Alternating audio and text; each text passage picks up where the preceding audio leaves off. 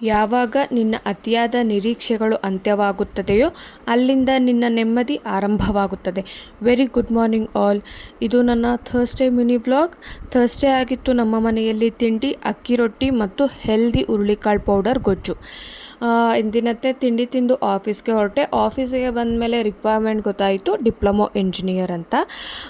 Whole day diploma engineer requirement ಮೇಲೆ work ಮಾಡಿದ್ವಿ. ಇವತ್ತು ಮಾರ್ನಿಂಗ್ ಟು ಈವ್ನಿಂಗ್ ಬಿಸಿಲಿತ್ತು ಸ್ವಲ್ಪ. ಮನೆಗೆ ಹೋಗಿ ಒಂದು ಕಪ್ ಸ್ಟ್ರಾಂಗ್ ಕಾಫಿ ಮಾಡ್ಕೊಂಡು ಕುಡಿದೆ. ಸ್ವಲ್ಪ ತಲೆನೋವಿತ್ತು.